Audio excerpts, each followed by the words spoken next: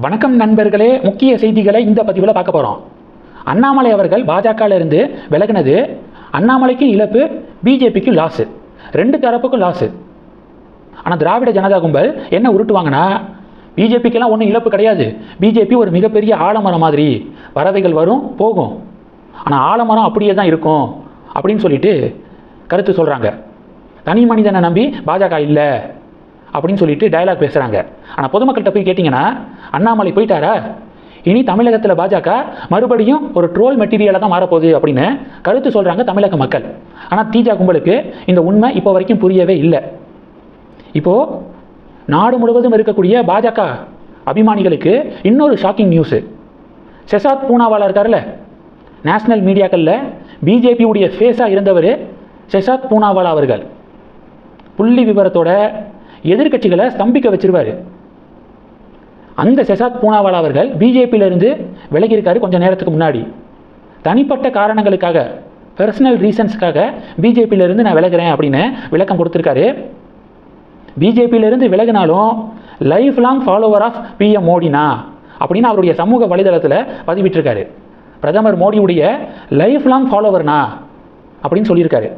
அண்ணாமலை பிஜேபியிலிருந்து விலகி தனி இயக்கம் தொடங்கி இருந்தாலும் இன்னும் அண்ணாமலை அண்ணனுடைய வீட்டில் பிரதமர் மோடியுடைய புகைப்படம் இருக்கு, இன்னும் இருக்கு, எப்பயும் இருக்கும்.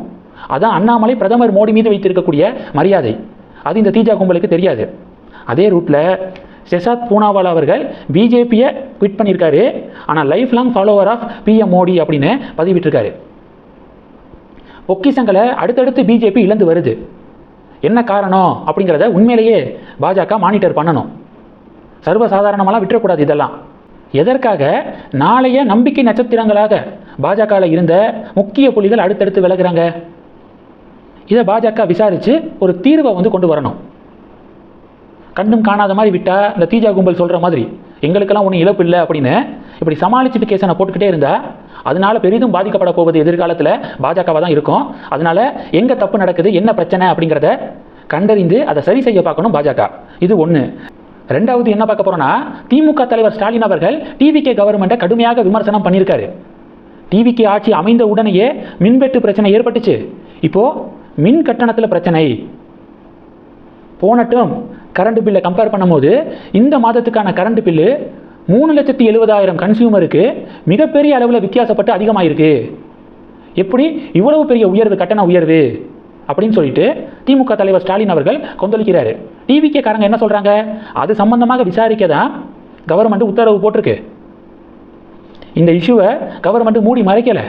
டிரான்ஸ்பரண்டாக 3,70,000 கன்சியூமருக்கு நார்மலை விட அதிகமாக, மிக அதிகமாக கரண்ட் பில்லு வந்திருக்கு, அதுக்கு என்ன காரணம்னு விசாரிங்க அப்படின்னு தாமாக முன் வந்து கவர்மெண்ட் விசாரணையை தொடங்கியிருக்காங்க. அதனால் திமுக இதை பற்றியெல்லாம் எங்களுக்கு பாடம் எடுக்க வேண்டிய அவசியம் இல்லை. 2021 தேர்தல் வாக்குறுதியாக ஆட்சிக்கு வந்தோடனேயே மாதம் மாதம் மின் கணக்கீடை நாங்கள் பண்ணுவோம் அப்படின்னு வாக்குறுதி கொடுத்தீங்க நீங்கள். ஆனால் லாஸ்ட் 5 வருஷம் கொடுத்த தேர்தல் வாக்குறுதியை நிறைவேற்றலை. நீங்கள் டிவிகே கவர்மெண்ட்டுக்கு பாடம் எடுக்க வேண்டாம் அப்படின்னு தாவேகா சப்போர்ட்டர்ஸ் பதிலடி கொடுக்குறாங்க. இது 2. மூணாவது என்ன பார்க்க போகிறோன்னா, சபரிவர்மன் அவர்களுடைய லாக்அப் டெத் கேஸை சிபிசிஐடி விசாரிச்சுட்டு இருக்காங்க. சிபிசிஐடியுடைய விசாரணையில் திடுக்கிடும் தகவல் வெளிவந்திருக்கு. தமிழக மீடியாக்கள் இந்த நியூஸை ஷேர் பண்ணியிருக்காங்க. என்ன தெரியுமா, சிறையில் இருந்த சபரிவர்மன் அவர்கள் தன்னுடைய மனைவி, குழந்தைய நான் பார்க்கணும், வெளியே விடுங்க அப்படின்னு சொல்லிட்டு கத்தியதாகவும், அதுக்கு வார்டனுடைய தூண்டுதலின் பேரில் கைதிகள் 8 கைதிகள் சபரிவர்மனுடைய கையை கால்களை கட்டி அடித்ததில் சபரிவர்மன் இறந்து போயிருக்காரு அப்படிங்கிறது சிபிசிஐடி விசாரணையில் உறுதியாயிருக்கு அப்படின்னு முன்னணி மீடியாக்கள் இப்போ தலைப்பு செய்தி வெளியிட்டு இருக்காங்க. பிரேக்கிங் நியூஸ் ஹெட்லைன்ஸு வெளியிட்டு இருக்காங்க. இப்போது ஏற்கனவே இந்த லாக்அப் டெத் கேஸ் சம்பந்தமாக 3 சிறை காவலர்கள், 8 சக கைதிகள் கைது செய்யப்பட்டு விசாரணை வளையத்துக்குள்ளே இருக்காங்க.